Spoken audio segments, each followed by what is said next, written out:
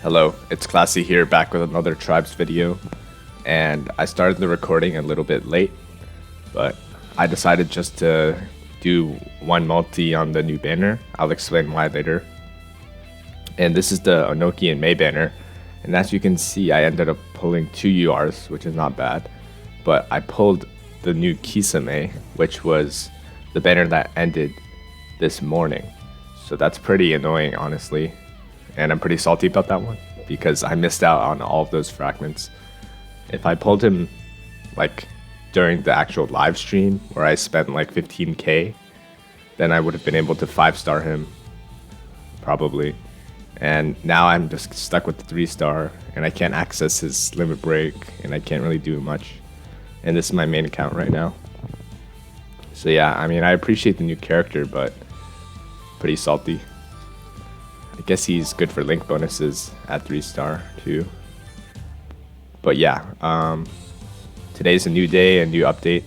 We have Mei and Onoki, the Laboratory of the Abyss event for 12 days.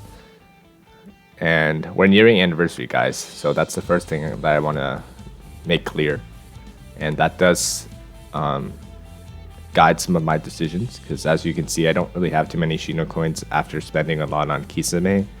So that is one of the reasons that I'm being a little bit more careful about spending them. So let's take a look at the 2 new units. We have Mei, that's a URT unit, then 5th Mizukage. And let's be honest, guys, this is a simp banner. This one is meant to get the simps, and I'm pretty sure it worked out well. But this is good art, I will say. I'm just going to take a quick look at the ninjutsu and tribe specials. Yeah, the lava style. Okay. That is what I said it would be. Tribe special Shiasun Tsunade.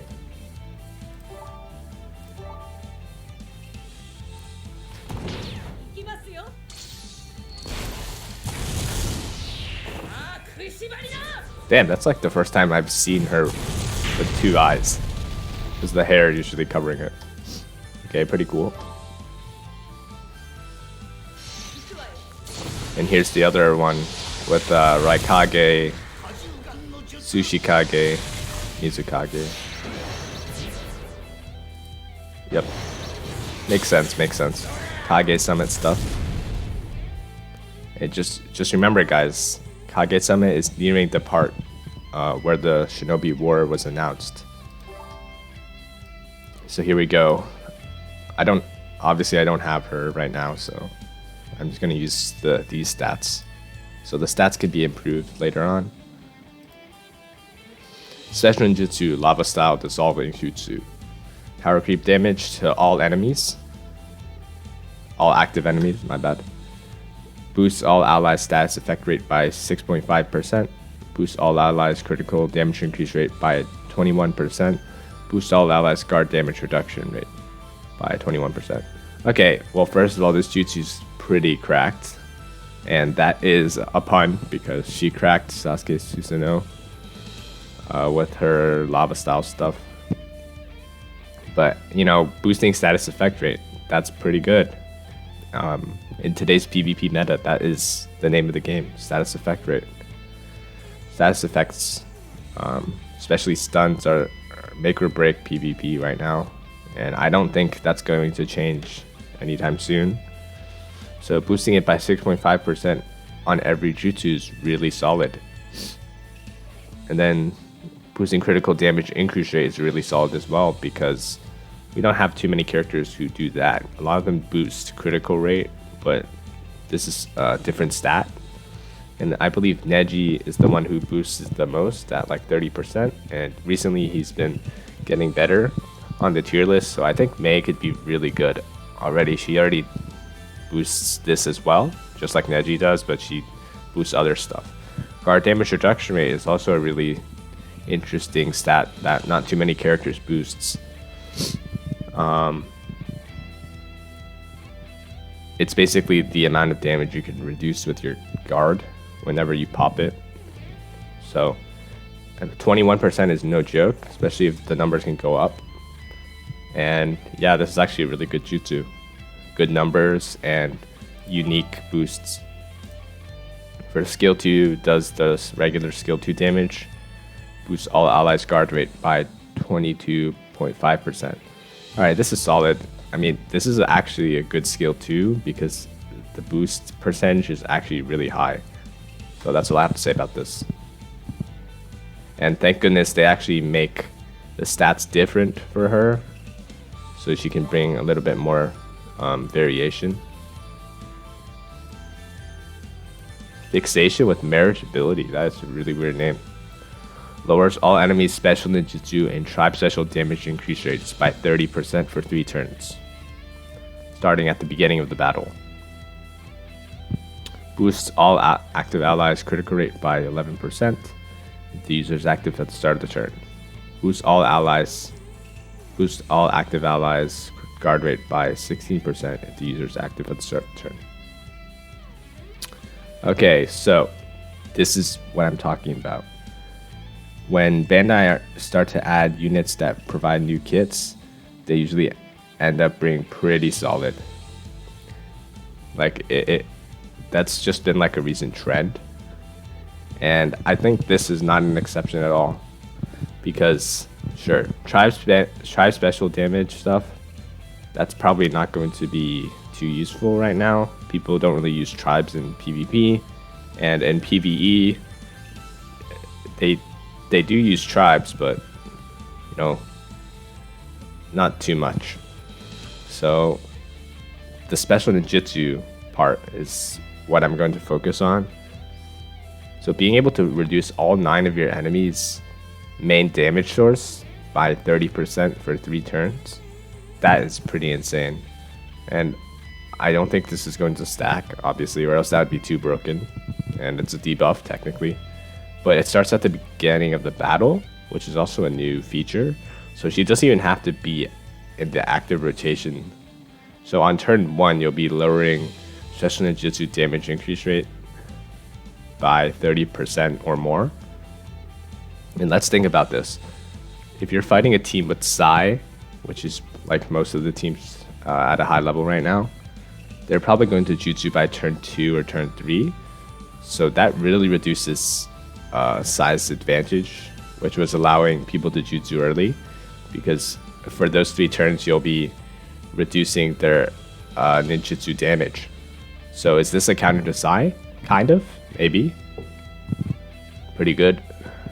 Obviously boosting all active allies is not as good as all allies, but you know, 11% critical rate, 16.5% guard rate is not bad at all. But the main one here is the special ninjutsu decrease for 3 turns. And yeah, this is pretty cool as a 4th skill. And I'm pretty sure there's a limit break as well that I will take a look at. It's boosts all active allies critical suppression rate by 8% and guard damage reduction rate by 8% if the user is active at the start of the turn. Okay, yeah, that's fair. It's not too good, but it's fair because they want to balance her out, or else she'll be a little bit too broken right now. But yeah. And of course they gave her a good vitality. Okay, yeah. I will say this is actually a really solid unit with a unique kit as well. Probably SS or above right now, and AoE. Lava style should have gave her burn, honestly. That would make her even better. But I am not disappointed with this unit. And yeah, sure, like, you guys already know that I'm not really pulling for this, but that's mainly because I'm just not like too big of a fan of these 2 characters. Like, I'd rather wait for like a really cool character to come out during anniversary or something like that.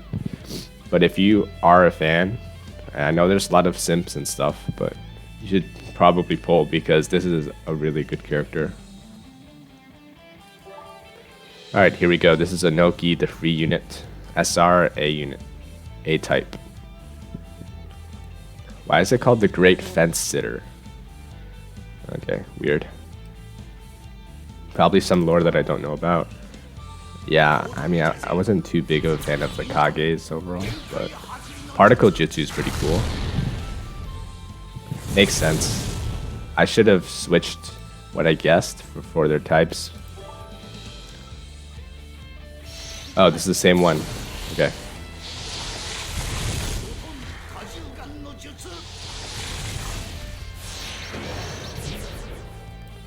I mean, this is cool. This actually uses a lot of the lore and stuff that actually happened.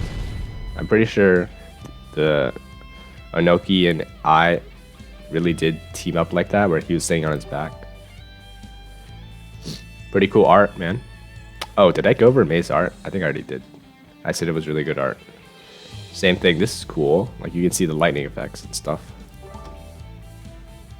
A unit. Let's see how they do this. Okay, single target. Boosts own critical rate by 43%. Oh, that's pretty high. Deals the power creep single target damage. And deals 27.5% extra damage when there are more undefeated allies than enemies. Okay, this is basically like Super Nuke. That's basically what this is. It's just a nuke. A big nuke with crits. And this is good. I mean, he boosts his critical rate first. That's a bonus. He deals like 27.5% extra damage. That's a bonus. Like, this is useful if you want to nuke somebody in PvE, because you obviously have more allies than the PvE enemies most of the time. It's pretty useful in arena.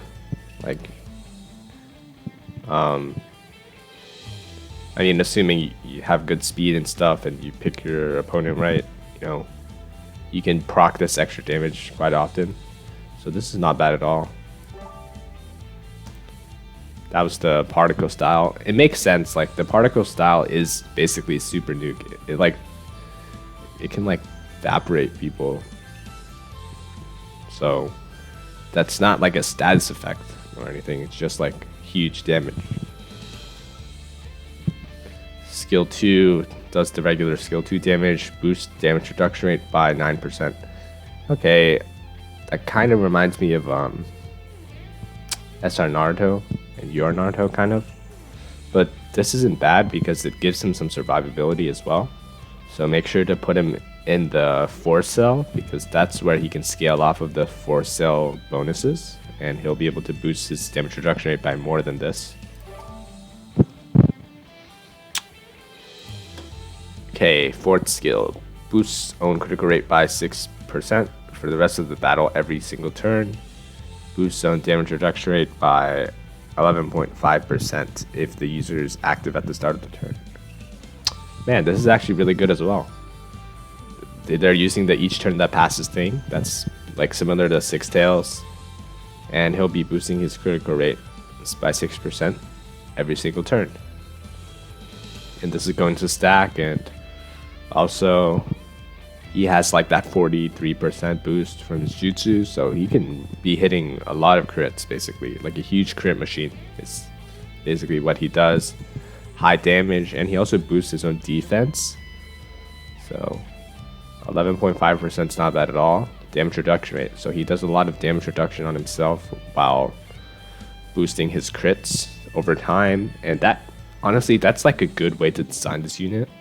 You know, just giving him defense, and he'll slowly build up his damage. And that fits the character too, lore-wise. So I'm pretty impressed about how they designed this character, even if they didn't have any new, you know, effects like May. But this is really cool. You know, this is on character. This is a good unit, and this is a free unit. Now, here's the problem. I don't really like this vitality. And it doesn't really fit with his kit either, because think about it. If you're actually surviving over time, you're probably going to lose some of your allies, and that makes it more difficult to actually have a 2-chain or 3-chain attack. You know, So this is rough. If they gave him 5k vitality, then he would actually be really, really good. But this doesn't make him bad or anything. And he's free, so might as well. But yeah, I mean, speaking of going on character, I kind of think that this does fit Mei's character pretty well, because I remember when like she was first introduced during the Kage Summit and fighting, you know, Sasuke and stuff. She had a lot of unique jutsu and stuff that other ninjas at the time really didn't use. So I guess having a kit like with the unique abilities fits the character too. But yeah, I'll show you guys where to get the free unit because I haven't done it yet. And again, the only reason I'm like really skipping this is because I just think something even better could happen soon. That maybe it might be too greedy, maybe I'll regret this, but yeah. Out of the two, I'd say Mei's better, but Onoki is nowhere near bad. Here you go, just grab this. They gave away 500 free coins too when you first log in, so. And yeah, we have Abyss too, so make sure to do those.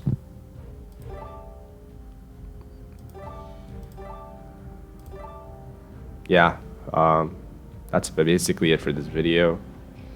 Hope you guys enjoyed and learned something. Also, shout out to Zal for creating that new intro.